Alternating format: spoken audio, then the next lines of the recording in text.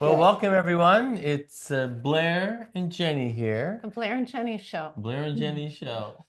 We've been doing this show for 22 years. Yeah, I think, are we infamous by now? We must be infamous. Yeah. Yeah.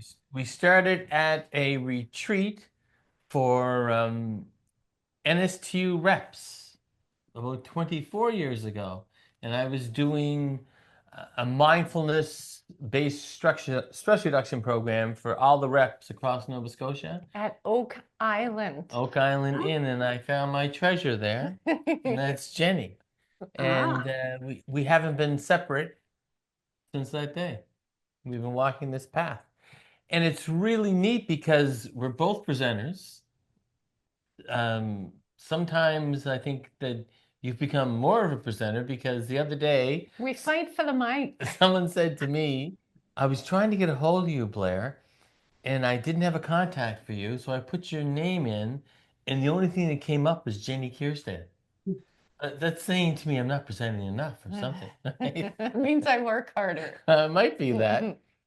So, thank you for being here. This is an important topic, and it's interesting that I'm here today at this stage of my life because it was probably over 40 years ago that I was in the classroom and I was teaching grade 7 at the old Sidney Stevens High School in Bedford. And a student had to do a presentation. And I said to them, don't worry. And when I said, don't worry, I thought to myself, what kind of poser am I to say to this poor kid, just don't worry? And that led me on a quest because I didn't want to be someone that was just going to give empty words. And empty words are to me like words are great, but they don't really call you to action, or do they give you the tools? They sound nice in the moment, right? They're comforting, but they don't give me the tools to move forward. So I went on a quest. It started off with visualization techniques, and people thought I was pretty bizarre doing that. Oh, we still do. Until they called me in to work with Olympian athletes, and also until the Nova Scotia Teachers Union president came in to talk to my students to see how they were using these visualization techniques to improve their ability to do public speaking. And my ability to work with visualization techniques was linked into my master's thesis in counseling, which was using the subconscious mind to raise your self-esteem. And then it went on further into mindfulness. And then that didn't seem the complete tool. That didn't seem the complete toolkit, shall we say. And I moved towards yoga. But that only came from John Kabat-Zinn, and I have to give him credit. I was at a workshop with him on mindfulness, and he showed how to use yoga, and that's how I met you, because I needed a yoga for my stress reduction. A yoga teacher, you had just come back from India after being in Vancouver teaching phys ed, and you also realized that you needed more tools, and perhaps you want to speak to that, how you came to that.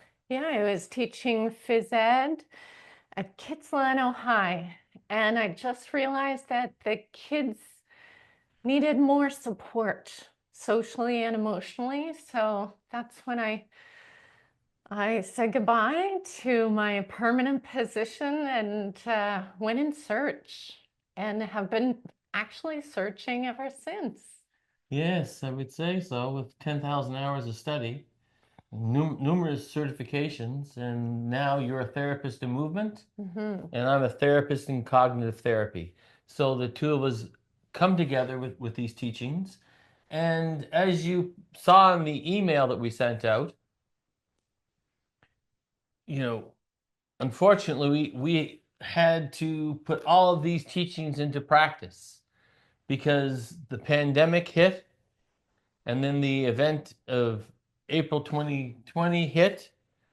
And what's interesting is you and I just finished writing an article for the Chronicle Herald on how to trauma-proof your kids.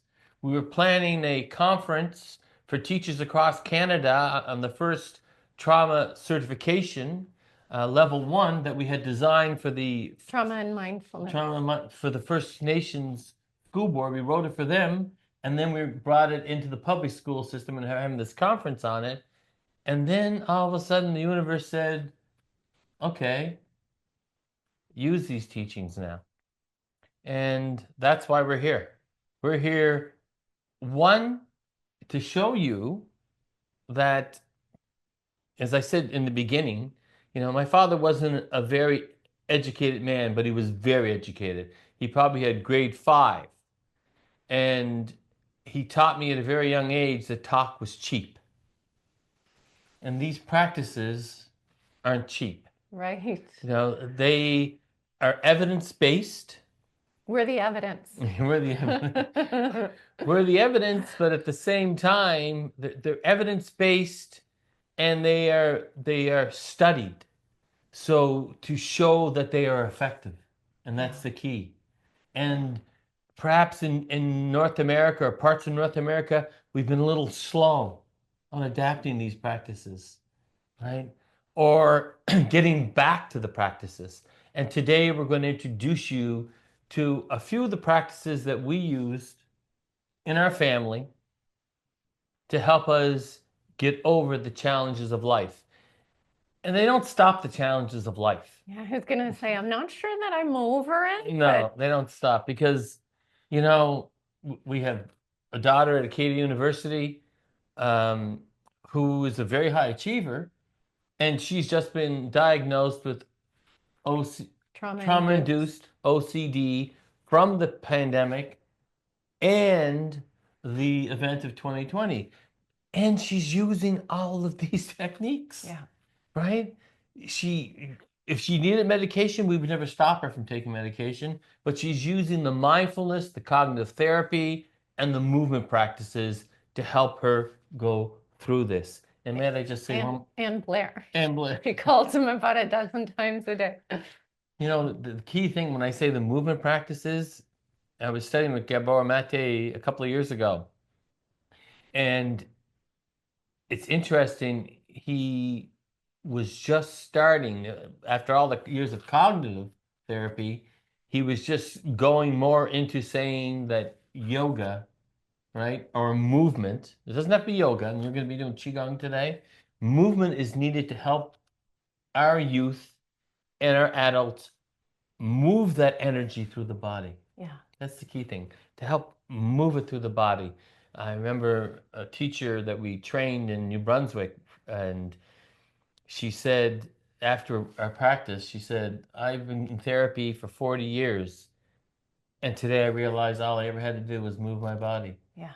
Because you can get it all here, but then it gets stuck in here. We get stuck up here. Yeah, in our heads. Yeah, and we have to learn how to move that through. And we have to help people that are in administrative positions to realize the symptoms of trauma, right? But not take it on to feel that like your staff members have this trauma, your students have this trauma, but we want you not to take it on.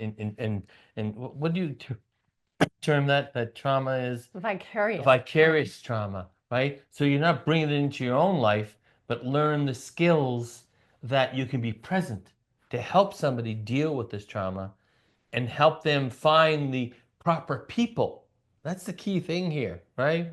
It's the proper people because, again, the talk helps, but we need the proper skilled physicians of life to help us move through these events. As you can see, I have no problem talking. So perhaps I should let you take part of this show for a while. Yeah. So I think, why don't we start by, unless you're driving. If you're driving, keep doing your thing. But if you're not, let's just take a moment to rest our feet on the floor. And feel free to take a few easy breaths. In through the nose, out through the mouth with a sigh. Ah.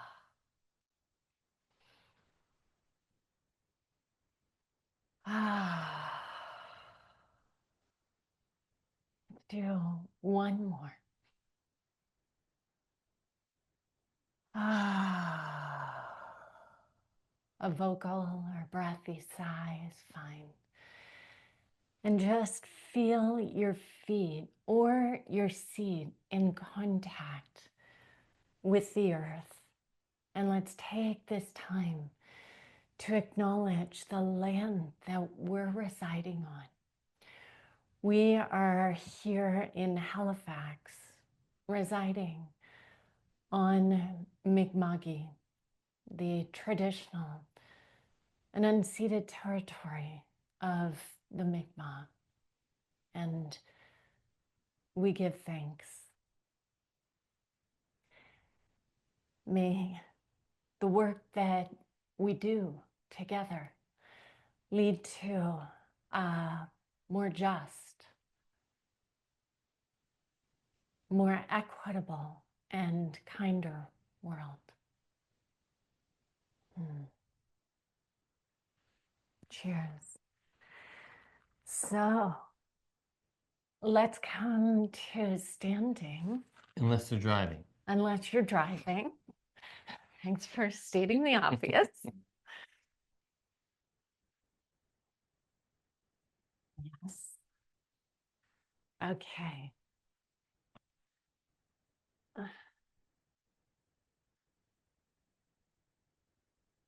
All right. And let's find a comfortable stance.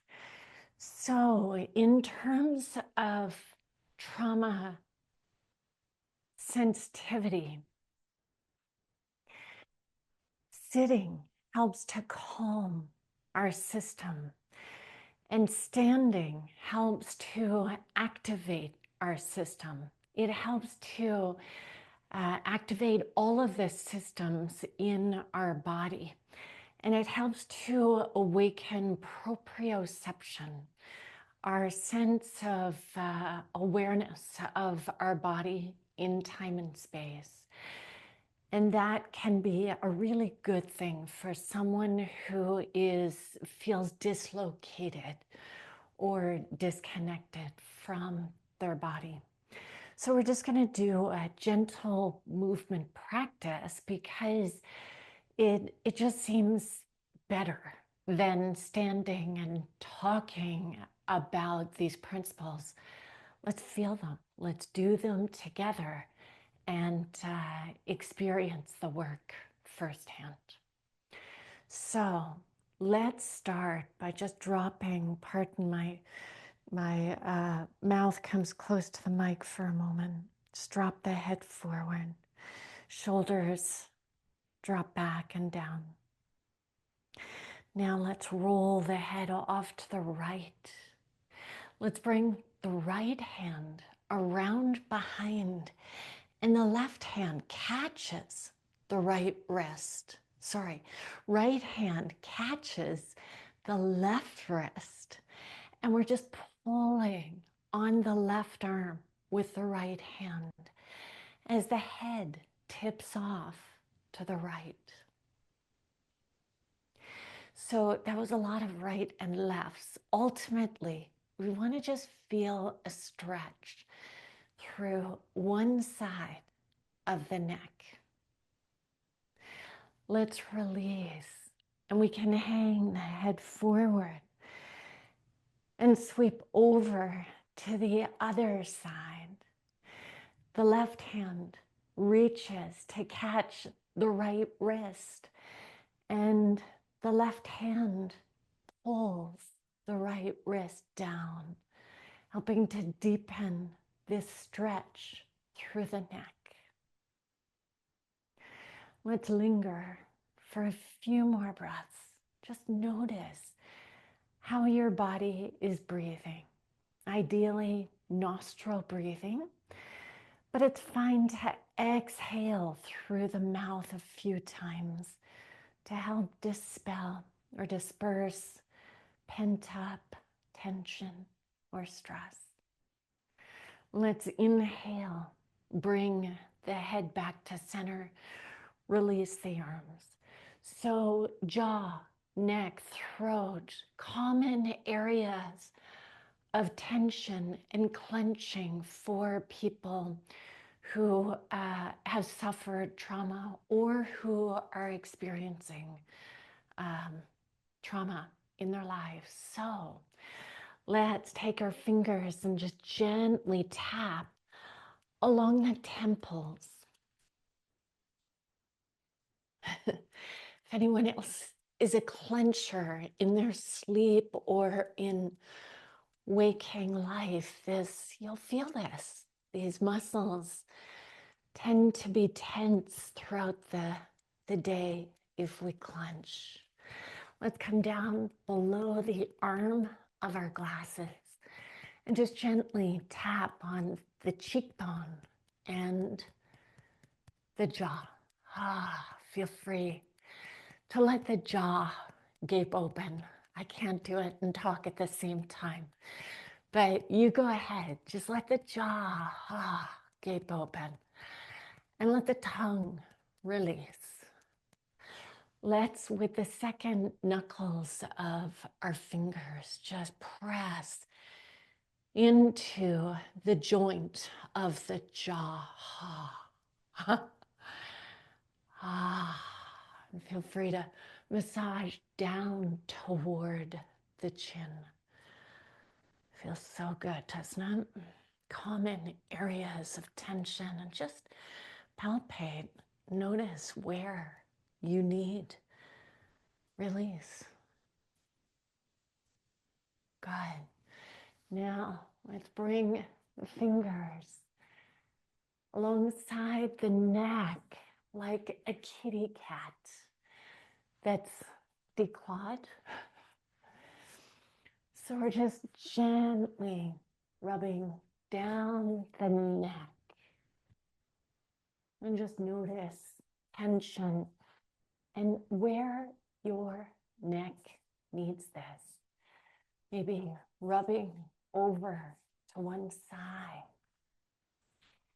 down the shoulder, pressing just behind the trapezius muscle is a trigger point that helps to calm anxiety in our nervous system. Let's switch sides, sweeping over to the other side, just gently rubbing or squeezing the neck muscle here. Little self-massage right behind the trapezius muscle, just gently pressing. We can often forget when we're holding tension that we have hands that can help release. Now let's go to the occiput, so the base of the skull, and just gently press at the base of the skull. Again, trigger points that help to release anxiety, tension, stress from the body. Good. And let's release. Let's gently tap on the chest. Feel free. Know your students are going to do that. Feel free to make sound, release tension in the chest so that the breath can flow. Good. Now let's inhale, open. Exhale, close. Inhale, open the front body. Exhale and close. This is just a simple movement practice that's accessible to most people. And it just helps to tune the body into the natural rhythm of our breath. Let's continue a few more breaths, flowing at your own pace. Last one.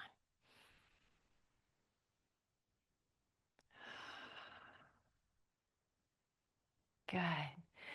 Coming back to standing. Okay. So in anatomy, there is a term called reciprocal inhibition. And it means that if you engage your bicep, contract and shorten the bicep muscle, the antagonist to the agonist has to lengthen. That's just the way the body is wired. Contraction, relaxation. And the same is true metaphorically, but almost literally, that when we practice joy, it's really hard to feel stressed and anxious at the same time. So joy is one of those reciprocal inhibition practices. When we activate our joy muscle, anxiety and traumatic triggers tend to relax. So let's practice with our breath of joy. It's a 3-part in-breath to 1-part out-breath. And it's pretty simple. No real technique required. Looks like this. We inhale through the nose. We inhale again. We inhale our final third, and then we exhale completely out the mouth with a sigh. Okay. Inhale a third. Inhale a third. Inhale and exhale.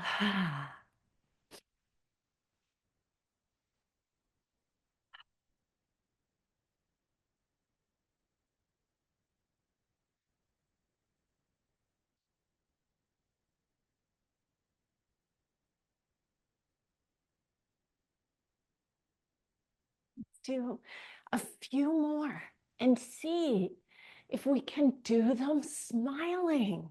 Your biggest goofy smile possible. Last one. Good. It's crazy, isn't it? Notice how you feel after pasting the smile on at the end of a long week, where you conjure a sense of joy. You bring oxygen and energy into your body, and you exhale all the bad stuff, all the negative, all of that vicarious trauma that you've accumulated from your staff, from your students, from your family. You just let it all go.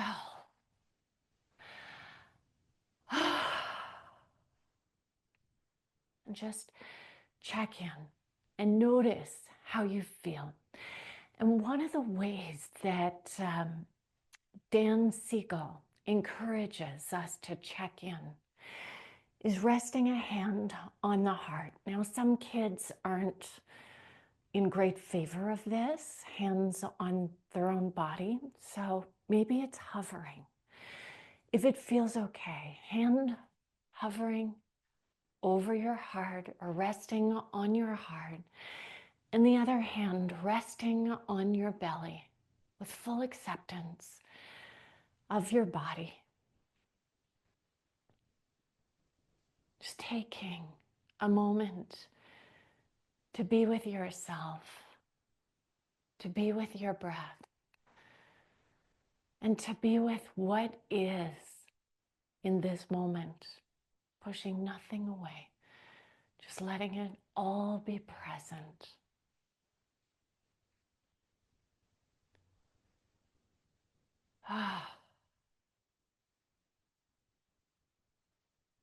And just acknowledge to yourself that you are a container large enough to hold it all.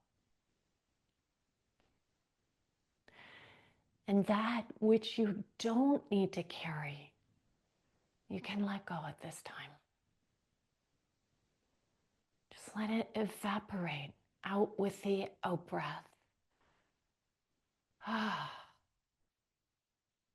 Let your shoulders drop. Let the jaw release. Feel the eyes soften and the tongue fall away from the upper palate.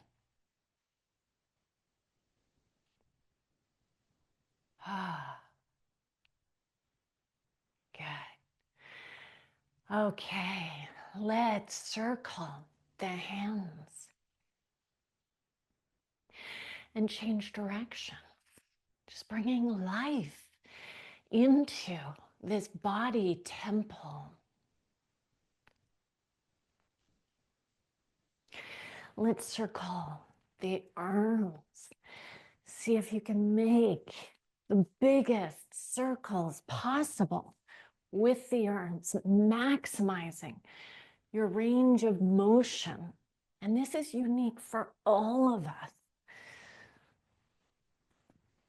So just really listening to your growing edge. We're helping to loosen tension in the shoulder joint, helping to open the breathing space of our body. Change direction, just a few circles forward, like doing the butterfly. Good. Notice the difference in sensation from circling back versus forward. Just taking this time to connect to the body. And let's come to standing. Notice how you feel. Notice sensations in the shoulders. I'm feeling looseness. I'm feeling heat. What about you? What words would you use to describe the sensation in your body? We're practicing interoception. And what happens with chronic stress, anxiety, and trauma is we cut off and we live as Hillary McBride, a somatic therapist in the West Coast. She calls us floating heads, which is a kind of grave reality, disconnected from the body. So we're reconnecting gently at our own pace. I'm going to turn to the side so that you can see where we're going next. You may want to hold on to the wall or a chair. And let's just lift one leg. Doesn't matter which leg. If you can, let's interlock around the knee. Stand upright, engage your core.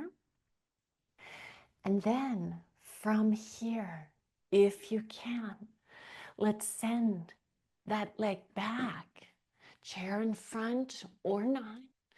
Arms can reach out to the side in the airplane or arms forward.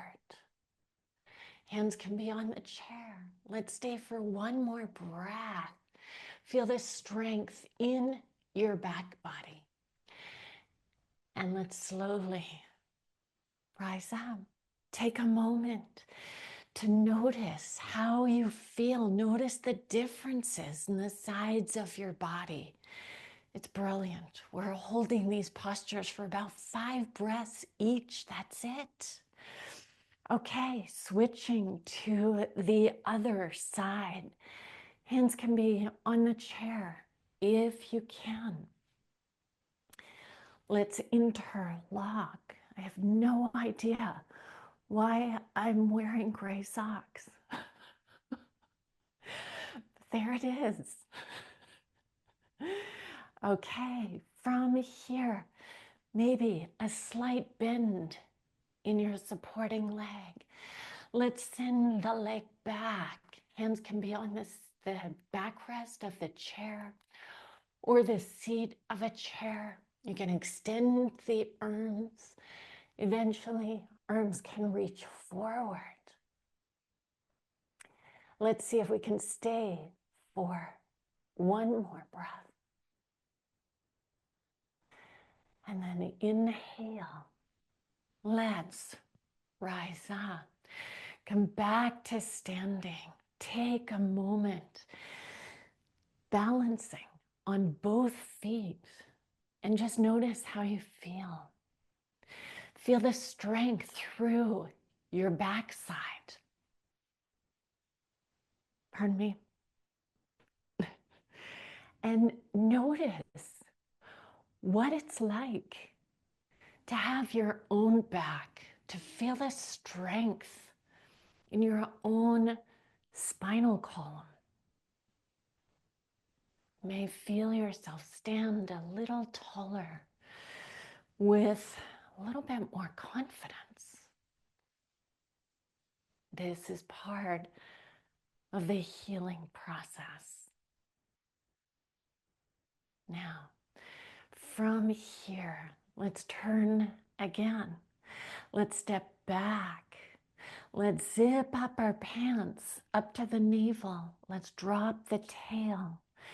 And if you can, bend, grab the pant leg or your foot and just be here, stretching the quadriceps, stretching the hip flexor. Let's stay for another breath. And exhale, release. Ready? Oh, oh. Let's do that again. Yawning is contagious. Ready?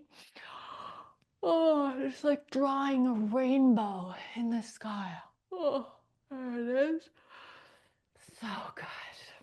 Yawning activates our parasympathetic nervous system, which is the rest and digest just in time for supper. Okay, other side. Let's step back onto the ball of the foot on the other leg. Let's zip up, drop the tailbone. So lumbar spine is protected. And if you can, catch your pant leg. If you can, catch the ball of the foot. And we're just dropping that knee down toward the floor, gently pressing the hips forward.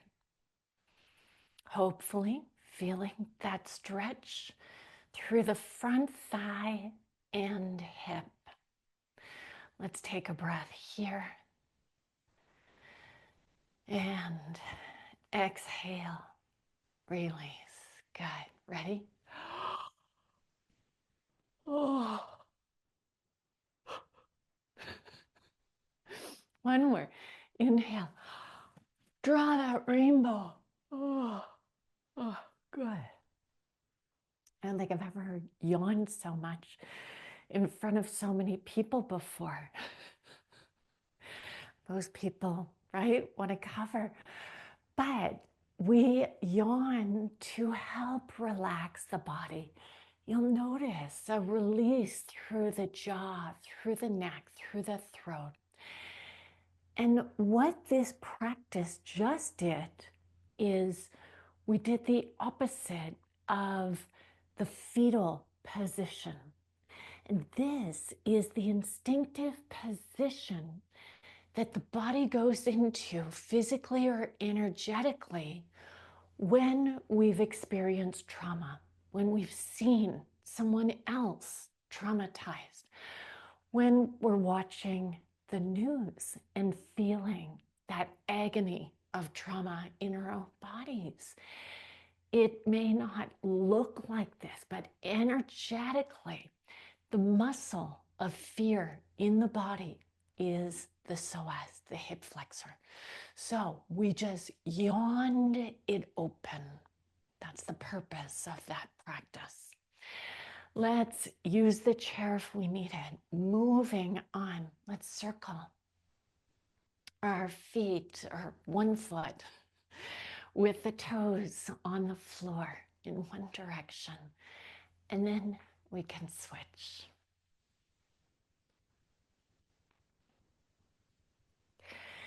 And let's transfer to the other foot. Toes can stay on the floor for balance.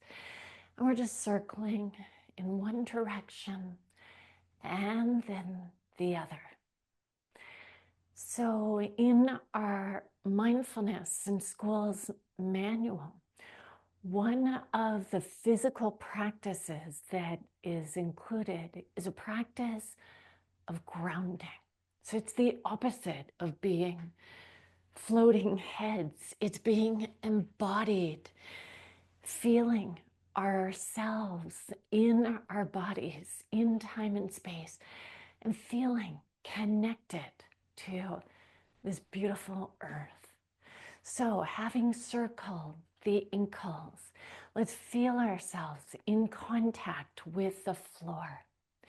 And let's finish with a grounding practice where we inhale, if you can, if you're not driving, let's come up onto the balls of the feet, lift the heels, and then drop.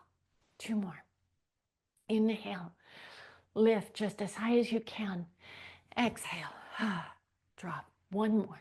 Inhale, and exhale. Good. Take a moment to just tune in. Notice how you feel after this gentle movement practice. And these are all anxiety soothing and trauma sensitive movements that just help to open the breath, to lengthen the body and dissolve tension. So I hope it's helpful. I hope you feel good. And I shared a poem with Karen at the beginning. So I'll finish with this poem by Hafiz, if I can find it. It may have to be after Blair's.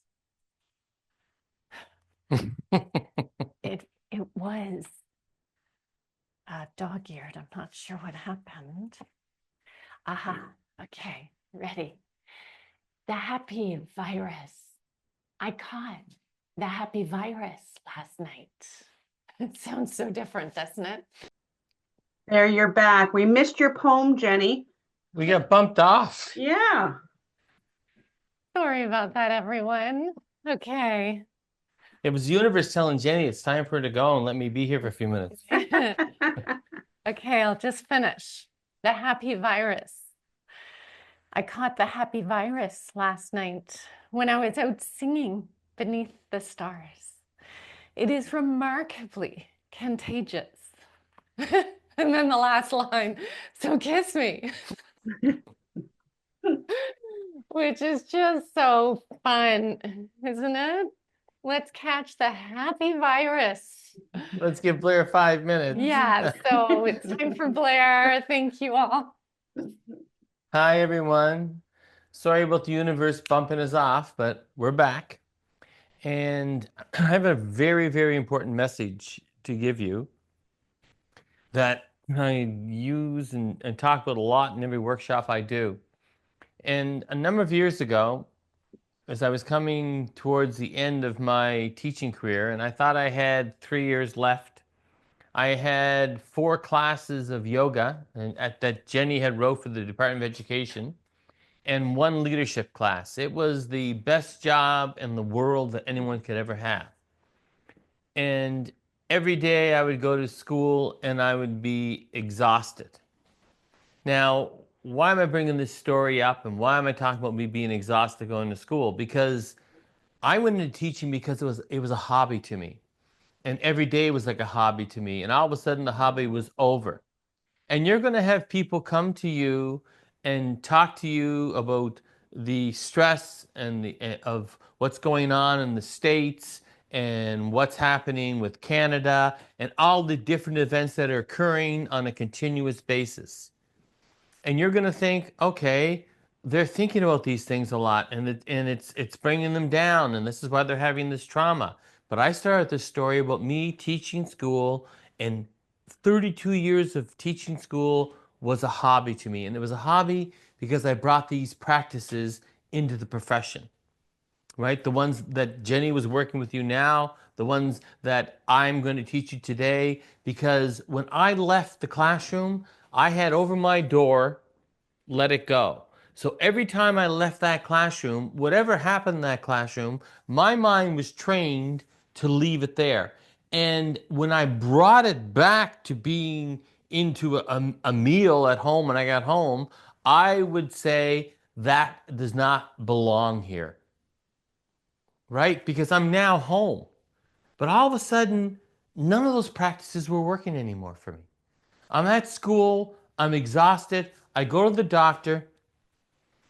She says, I think you have to go on sick leave because you're stressed out. I said, what do you mean stressed out? I'm not stressed out. She said, I see you with those kids. My doctor's my neighbor in the field all the time. You were too old to have young kids and you're now stressed out. And I said, these kids give me life. They don't take my life away.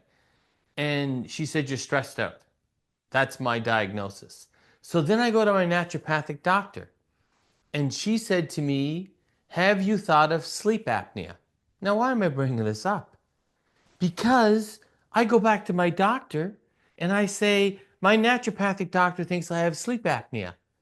And she said, well, I don't believe that, but I'll give you a requisition for the test. So I have the test. And it comes back. And it says that I'm moderate. And I say to the person, well, obviously that's not a problem. She said, no, that is a severe problem. That I stop breathing 17 times an hour every night, which means I never go into a deep sleep. And my oxygen level in my body was down to 80%, which is heart attack zone. So why am I bringing this up? Because it comes to this. When we're working with people, is it physical or is it mental? My doctor believed it was mental. The stress was coming from me having these kids at an older age, and they were bringing immense pressures on me, and it was my thought process. My naturopath thought it was physical. So I could do all the let it go. I could do all the mindfulness practices. I could do all the yoga. I could do all the qigong. But I'm still going to be 80% oxygen level, 17 times an hour, waking up, never going into a deep REM. So that diagnosis didn't come until I was forced into a early retirement from a 4 yoga classes semester situation with 1 leadership class. I had to retire from teaching. So when people come to you as administrators, I'm not saying that you say to them, well, is it physical or mental? Because then you've got to weave it into the conversation, right? Because 20% of society, including the people out there right now listening to me, have sleep apnea, which makes them chronically fatigued, almost to the point of not being able to put your foot in front of the other. That's where I was. And here's the startling point, 85% don't even know it. Isn't that amazing? Like me. It didn't just happen the last year. It was happening for about 6 years before that, but I kept on pushing through it thinking, oh, I'm just tired. That's okay. All I need is a nap. Every day, a nap. I come up from another nap. The nap was needed because I was never fully sleeping. The next thing I want to talk about before I go into a practice with you is that people are going to come to you. People come to me all the time because I have a regular practice as a therapist. And I combine my mindfulness in my therapy practice. And they come to me and they tell me things that are going on in their life. And people are always warning me saying, well, Blair, don't take on too many clients. And I do have, I only take on 10 a week. And they say, don't take too many clients on because you're going to get burnt out. But I have a process that when you're talking to me, right, I visualize, I see the words that you're saying, but I see what you're saying coming into me, into my consciousness, but then it's being funneled down to my body into the earth. Because again, that replies, that goes with Jenny's statement earlier, that vicariously I can take on people's trauma. And we don't want that, not as administrators, not as therapists. So, and you say, well, that's not active listening. Yes, I am listening. I am actively listening to every word you're saying, but I'm choosing to allow these words to go through my body and into the earth.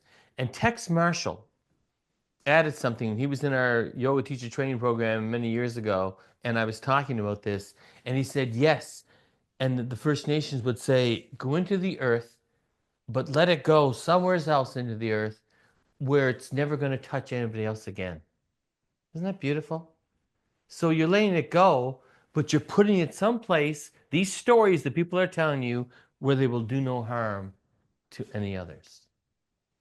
One more point, and I must be getting close to being out of time. Oh my, it's almost 5-2. One other point that's very important. There's a book by Viktor Frankl called Man's Search for Meaning. And Viktor Frankl was a psychiatrist who was in the concentration camp. And in the concentration camp, he was allowed no paper. So what he did is he wrote this book, Man's Search for Meaning. And what he discovered is that you could have a very healthy individual come into the camp and they could be dead in one day. Whereas some people came in very sick and they lasted to the liberation. And the difference was purpose. They had a sense of purpose. Now, I don't have time to go into deep explanation of that purpose, but I'm inviting you, as I do with many people, to read that book, Man's Search for Meaning. In closing, I'd like to do a meditation with you. Just a couple of minutes of a meditation. And I invite you to come into this meditation with me. It's not required. You can do it or not. It's just a choice. So allow yourself to just be seated there, wherever you are, and allow yourself to realize the space that you're in.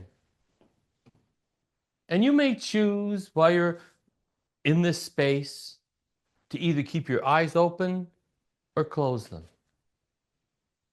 And if your eyes are open, look down, if you wish, at a 45-degree angle at a spot on the floor. Tuck the chin in, roll the shoulders back, and if you're laying, that's quite all right too, laying down. And I invite you to sense the room you're in. Bring your attention to this room, and then bring your attention to your body. And now to your breath. As you breathe in through the nose, down to the belly, and gently breathe out through the nose or the mouth. With your eyes closed or eyes open. Imagine yourself as a mountain. And this mountain is rooted into the earth, grounded into the earth. And it has all this activity going on over the mountain. Animals, plants growing.